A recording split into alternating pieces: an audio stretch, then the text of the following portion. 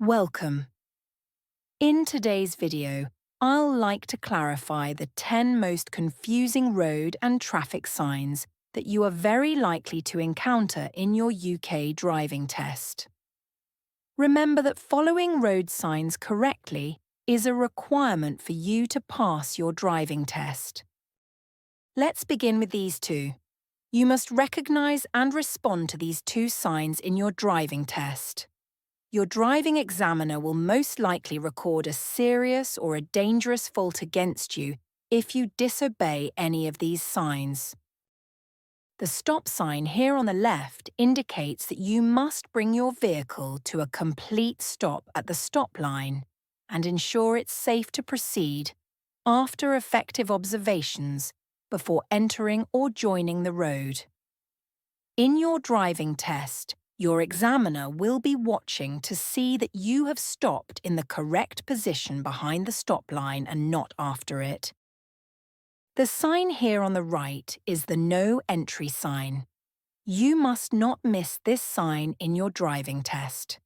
This is because your driving examiner will physically intervene if you try to drive into a road displaying the no entry for vehicular traffic sign, and will most likely mark this as a dangerous fault. These signs are Clearway signs. There may not be other road markings on some roads with Clearway signs except repeater signs. Therefore, you must not miss the Clearway signs, especially in your driving test, during which your examiner will require you to stop a few times on the left side of the road, and possibly once on the right side of the road. These two signs relate to stopping on the road and can be confusing, which is why you want to understand what they're telling you. One of them allows you to set down or pick up a passenger. Which one is it? The Clearway sign on the right allows you to stop briefly, possibly to set down or pick up a passenger, at the times when it is not in operation. Look out for any accompanying plates with the times of operation. And keep in mind that during its operational times, you must not stop, park, wait, set down or pick up passengers.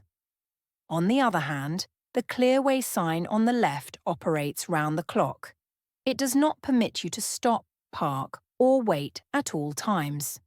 However, some exemptions may include buses or when a vehicle is involved in a collision.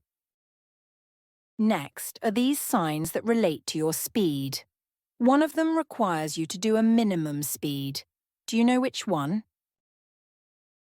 Okay, the sign here on the left requires you to drive at a minimum speed displayed on the sign. In this case, it's 30 miles per hour, but only if it's safe to do so. On the other hand, the sign here on the right indicates the maximum speed allowed. Again, only if it's safe to do so. In your driving test, the examiner will expect you to be making progress and maintaining appropriate speeds depending on the road conditions. At the same time, you must not exceed the speed limit. These two traffic signs are quite similar, but they convey different information. Do you know which one allows you to turn right or left?